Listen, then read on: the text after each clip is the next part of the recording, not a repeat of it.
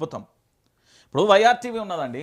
ప్రభుత్వం అధికారంలోకి వచ్చిన తొలి నాళ్లలో మొట్టమొదటిసారిగా ప్రశ్నించింది ఇదే వైఆర్టీవీ. ప్రభుత్వం ఏదైనా ఉండని భయ్, గతంలో బీఆర్ఎస్, ఇప్పుడు కాంగ్రెస్, రేపు బీఆర్ఎస్ఆ ఇంకో పార్టీ, బీజేపీ ఇంకో పార్టీ కావచ్చు, ఏ పార్టీ అయినా కావచ్చు, అల్టిమేట్గా మళ్ళీ ప్రశ్నలు ఉంటాయి. ఇప్పుడు అర డజన్ ఉంటే రేపు డజన్ ప్రశ్నలు ఉంటాయి. ఇప్పుడు 30 ప్రశ్నలు ఉంటే రేపు 60 ప్రశ్నలు ఉంటాయి. పోరాడితే పోయేది ఏమీ లేదు. సో అది వాస్తవమైన విషయం. ఇలాంటి నేతల యొక్క స్ఫూర్తే మనం మాట్లాడేది. ఎందుకంటే ఇది అందరికీ తెలవాల్సిన విషయం కదా.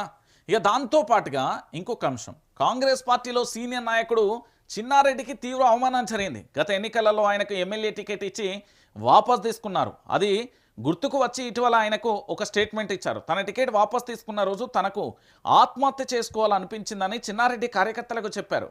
ఇది చిన్నారెడ్డికి కాంగ్రెస్ పార్టీలో లభించిన గౌరవం. అంటే కాంగ్రెస్ పార్టీ కోసం నేను పనిచేస్తా, కాంగ్రెస్ పార్టీ కోసం నేను అహర్నిశలో పనిచేస్తా, కానీ కాంగ్రెస్ పార్టీ మాకేం చేయదు. ఇది ఎవరు చెప్పిళ్ళు? చిన్నారెడ్డి కాంగ్రెస్ పార్టీలో పోస్ట్ ఎన్ని సంవత్సరాలుగా పనిచేస్తున్నాడు.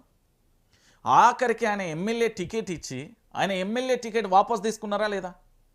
ఎంత ఘోరమైన విషయం అంటే, ఎంత దారుణమైన విషయం అంటే తెలంగాణ సమాజం అంతా కూడా ఆలోచించాలి దయచేసి.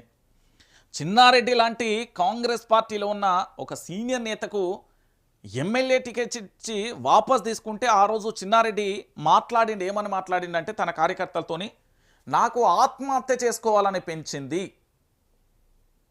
ఇది చిన్నారెడ్డి స్టేట్మెంట్.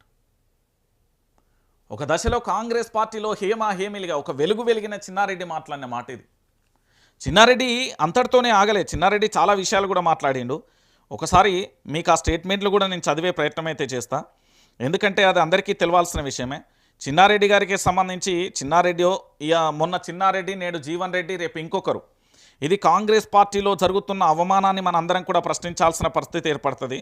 నేను మళ్ళా చెప్తున్నా, ఏంది అంటే తెలంగాణ ప్రాంత ప్రజలారా, నేను మళ్ళీ చెప్తున్నా, దయచేసి నేను చెప్తున్నా, ఈరోజు కాంగ్రెస్ పార్టీలో ఉన్న ప్రతి ఒక్కరికి చెప్తున్నా, కాంగ్రెస్ పార్టీలో కష్టపడ్డ ఏ ఒక్కరికి కూడా పదవులు రాలే, కానీ ఇతర పార్టీల నుండి వచ్చిన వలసవాద కాంగ్రెస్ నేతలకు పదవులు వచ్చినాయి.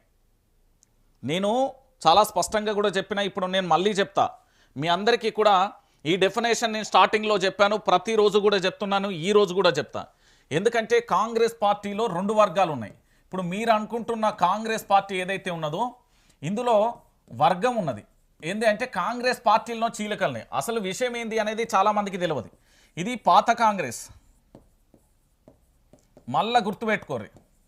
ఇంకోటి ఏంటంటే కొత్త కాంగ్రెస్, ఈ కొత్త కాంగ్రెస్ కథ ఏందో కూడా చెప్తా. ఇంకోటి వలస కాంగ్రెస్.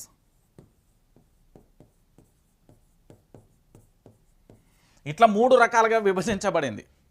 పాత కాంగ్రెస్ అంటే కేవలం ఇక్కడ ఒక స్పష్టమైన క్లారిటీ ఉంటుంది. వీళ్ళు జెండాలు పట్టుకుంటారు, ఫ్లెక్సీలు కడతారు, ధర్నాలు చేస్తారు, రాస్తోరోకలు చేస్తారు, లాఠీ దెబ్బలు తింటారు, పోలీస్ స్టేషన్ పోతారు, కేసులు అయితే ఆర్థికంగా పెట్టుబడి పెట్టుకుంటారు. వీళ్ళకి ఏమీ ఉండదండి, ఏ పదవులు అవసరం లేదు, మా పార్టీ అధికారంలోకి వస్తే చాలు అనుకుంటారు. ఇది అసలు సిసలైన కాంగ్రెస్ పార్టీ. ఇక వలసవాద కాంగ్రెస్, ఇప్పుడు అధికారంలో ఉన్న చాలామంది నేతలు కూడా గతంలో తెలుగుదేశం పార్టీ కానీ, భారతీయ జనతా పార్టీ కానీ, కమ్యూనిస్టు పార్టీ కానీ, లేదా ఇతరత్ర పార్టీలలో ఉండి ఇప్పుడు బయటకు వచ్చిన వ్యక్తులు. మీరు చాలా స్పష్టంగా కూడా ఆవశ్యకత, ఎందుకంటే ఈ చరిత్ర చెరిపేస్తే పోయేది కాదు. వీళ్ళందరూ కూడా వలసవాద కాంగ్రెస్, వీళ్ళందరూ కూడా ఇతర పార్టీల నుండి వచ్చింది. ఇప్పుడు కొత్త కాంగ్రెస్, ఈ కొత్త కాంగ్రెస్ అంటే చాలామందికి డెఫినేషన్ కూడా తెలియకపోవచ్చేమో, కానీ నేను చెప్తున్నా, కొత్త కాంగ్రెస్ అంటే కేవలం పదవిల కోసం, పెట్టుబడిదారి వ్యవస్థ అంటారు మన భాషలో. పైసలు ఉన్నోడికి పదవులు వస్తాయి, ఖర్చు పెట్టేటోడు పార్టీలో ఉంటాడు. వీళ్ళు కేవలం అధికారం ఉన్నప్పుడు మాత్రమే ఉంటారు, ఆ తర్వాత tata bye bye goodbye చెప్పేటోళ్ళు. వీళ్ళందరూ కూడా పెట్టుబడిదారి వ్యవస్థ. వీళ్ళు పదవుల కోసం వస్తారు, ఆ పదవులను కొనుక్కుంటారు, ఆ పదవులలో ఎంజాయ్ చేస్తారు, మళ్ళీ వేరే పార్టీకి వెళ్తారు, అక్కడ పైసలు పెడతారు, వాళ్ళు పెట్టుబడిదారి వ్యవస్థ. ఇట్లా 3 రకాలుగా విభజించబడింది. ఇప్పుడు పాత కాంగ్రెస్ కన్నీటి పర్యటన అవుతున్నది, కన్నీళ్లతో వీళ్ళున్నారు. వలసవాద కాంగ్రెస్ పదవులు అనుభవిస్తున్నది, తీరు వీళ్ళు. కొత్త కాంగ్రెస్ ఒక రకంగా చెప్పాలంటే వీళ్ళు ఎంజాయ్ చేస్తున్నారు.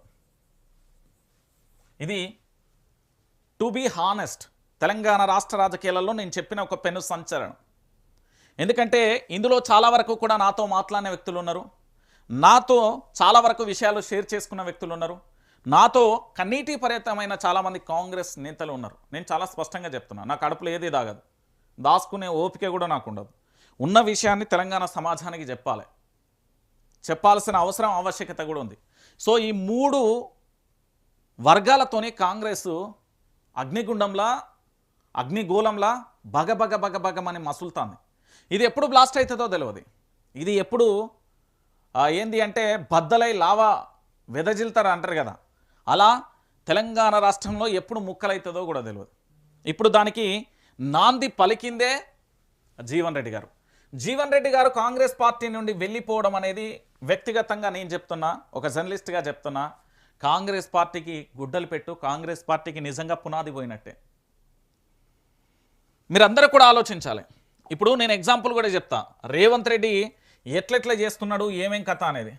ఎందుకంటే తెలంగాణ రాష్ట్ర వ్యాప్తంగా ఉన్న ప్రతి ఒక్కరు కూడా ఆలోచించండి. ఇక్కడ తెలంగాణ రాష్ట్రంలో ఉన్న ప్రతి ఒక్కరు కూడా చూడరు. ఇది కాంగ్రెస్ పార్టీకి సంబంధించిన షెట్ అనుకుందాం, ఎగ్జాంపుల్ చెప్తున్నా. ఈ షెట్టు నరకాలంటే ఫస్ట్ ఒక మండ నరుకుతారు, లేకపోతే మండలు నరుక్కుంటారు, లేకపోతే ఇక్కడ ఘాటు పెడతారు, లేకపోతే వేర్లన్నింటినీ కూడా కథం చేస్తారు. ఇట్లా షెట్టు నరికి మొత్తాన్ని కూడా ఎండబెట్టే ప్రయత్నం చేసి అక్కడ షెట్టు లేకుండా చేస్తారు. ఇప్పుడు కాంగ్రెస్ పార్టీని కూడా పూర్తి స్థాయిలో కథం చేసే ప్రయత్నం చేస్తున్నారు. వ్యక్తిగత ఇమేజీ, వ్యక్తిగత పాపులారిటీ, వ్యక్తిగతంగా వాళ్ళు హైలైట్ కావడం కోసం అసలు సిసలైన కాంగ్రెస్ కథమవుతున్నది. గుర్తుపెట్టుకోర్రి, జీవన్ రెడ్డి గారు మొత్తానికి ఏదైతేనే అవమానాలు భరించకుండా, ఆత్మ అభిమానాన్ని చంపుకోకుండా, ఆత్మగౌరవం దెబ్బతిన్న చోట ఏ తెలంగాణ బిడ్డ కూడా నిల్చోలేడు అని మరొకసారి వాస్తవాన్ని చెప్పేసాడు. నిజంగా జీవన్ రెడ్డికి నేను 100% సపోర్ట్ చేస్తా. ఈ తెలంగాణ రాష్ట్ర రాజకీయాలలో ఎవరు అవునన్నా కాదన్నా ఇలాంటి ఒక నేత మనకు కావాలి, ఇలాంటి ఒక నేత మనకు ఉండాల్సిందే. Jeevan Reddy is a ultimate hero. So Jeevan Reddy గారు కాంగ్రెస్ పార్టీ నుంచి బయటికి రావడం అనేది మనందరం కూడా పూర్తి స్థాయిలో కూడా స్వాగతం తెలియజేస్తాం. ఇలాంటి ఒక నేతకు సపోర్ట్గా నిలుస్తుందాం. నేను మళ్ళీ చెప్తున్నా, ఇలాంటి వ్యక్తి కాంగ్రెస్ పార్టీ నుండి బయటికి రావడమే కరెక్ట్. ఎందుకంటే అవమానాలు భరించే కన్నా బయటికి రావడంలో తప్పేమీ లేదనే విషయాన్ని కూడా మనందరం గుర్తుపెట్టుకోవాలి. ఇక ఈ పరిస్థితి ఇట్లుంటే ఇంకొక అంశం నాకు తారసపడ్డది, ఒకసారి అది కూడా చూపెట్టే ప్రయత్నం చేస్తా. ఒకసారి